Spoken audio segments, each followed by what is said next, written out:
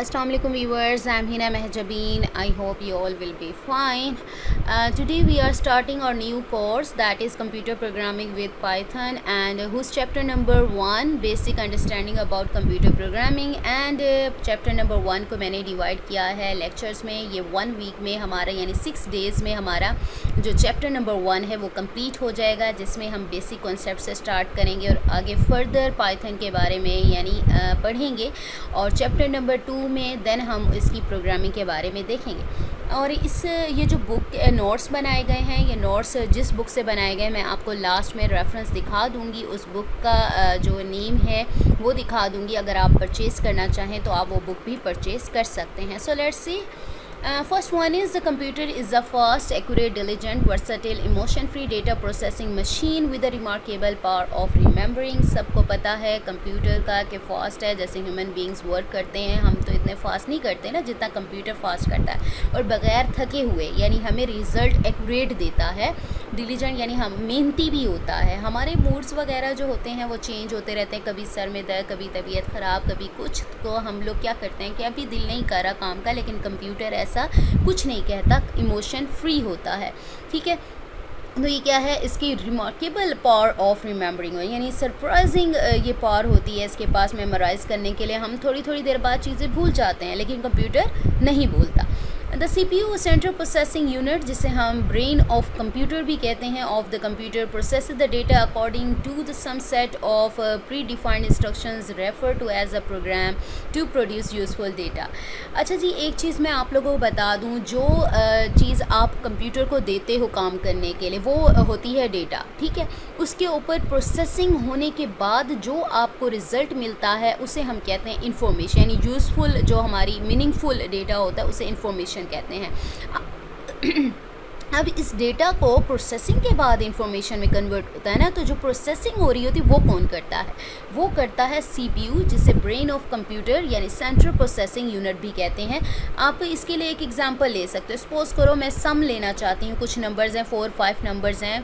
तो अब इसमें देखेंगे डेटा क्या है, इंफॉर्मेशन क्या है, और प्रोसेसिंग यानी CPU क्या कर रहा है. सपोज़ करो जो नंबर्स हैं 5 सब्जेक्ट्स के मार्क्स दे रही हूँ, तो जो मार्क्स दे रही हूँ वो हमारा डेटा होगा.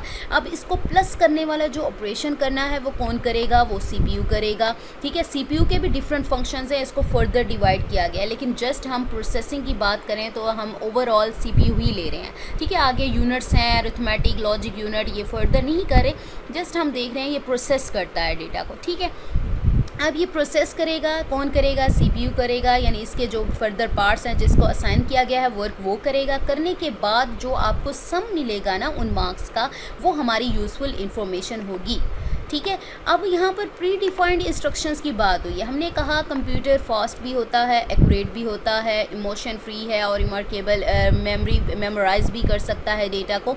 तो खुद ब खुद तो नहीं करता, इसको प्री डिफाइंड यानी पहले से डिफाइंड इंस्ट्रक्शंस होते हैं. सपोज़ करो कोई सॉफ्टवेयर यूज़ कर रही हूँ मैं, तो उसमें पहले से डिफाइंड इंस्ट्रक्शंस होंगी, वही सॉफ्टवेयर उसको इंस्ट्रक्शंस दे रहा होगा, उसी के अकॉर्डिंग ही वो वर्क कर रहा होगा. इसे रेफर टू एज प्रोग्राम भी कहते हैं.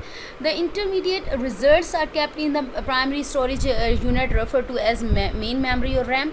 यानी आपके जो रिजल्ट्स हैं, यानी आपके रिजल्ट्स कहाँ जाकर स्टोर होंगे? वो होंगे मेन मेमोरी या रैम में. नेक्स्ट हमारे पास आता है the final results might be saved in secondary storage unit, hard disk, और send to the output unit console for providing them to the user और बोथ. अच्छा जी, ये जो हमारी प्रोसेसिंग वगैरह हो रही थी वो तो हमारी मेन मेमोरी यानी रैम में जाकर स्टोर हो रहे थे, लेकिन अब जो फाइनल रिजल्ट्स हैं वो सेकेंडरी स्टोरेज डिवाइस यानी हार्ड डिस्क भी हो सकती है, हमारी USB फ्लैश यानी है, आप उसमें भी डेटा ले सकते हो, या फिर आउटपुट यूनिट सपोज करो आपकी स्क्रीन है जो मॉनिटर है वहाँ पर डिस्प्ले करवा सकते हो.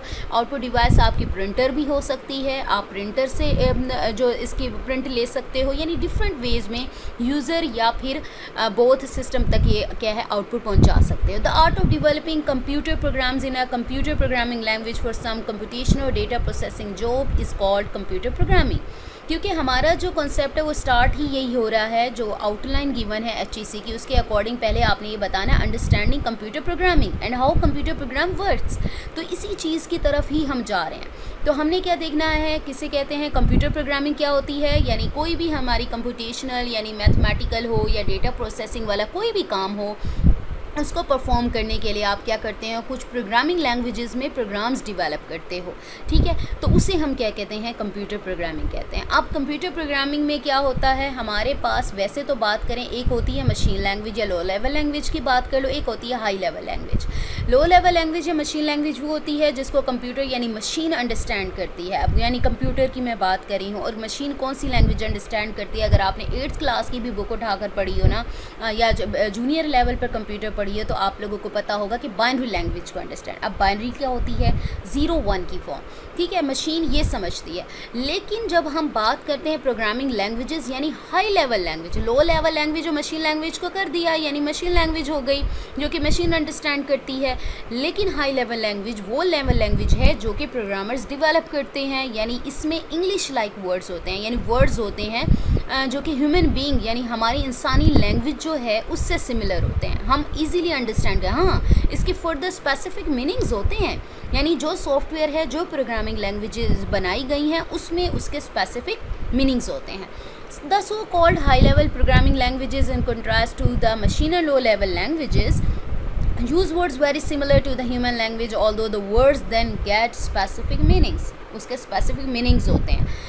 Examples of well-known high-level languages developed by different research groups or institutions include Fortran, Fortran है, C है, Visual C है, C++ है, Visual C++ है, C#, basic, visual basic, Python, Java, Perl and many more, यानी बहुत सारी high level languages develop की गई हैं। उनमें से कुछ के नेम यहाँ पर हैं, और उसमें से पाइथन जो है वो हमारा मेन टॉपिक है, जो कि फर्दर हम लेक्चर्स में डिस्कस करेंगे। ये था आज का हमारा लेक्चर। मैं आपको दिखा देती हूँ बुक कौन सी है, यहाँ से आप बेशक देख सकते हैं, इस बुक को परचेज़ कर सकते हैं। ये हमारा लेक्चर था। हाँ, मुझे अपनी दुआ में याद रखिएगा, अपना ख्याल रखिएगा। टेक केयर, अल्लाह हाफ़िज़।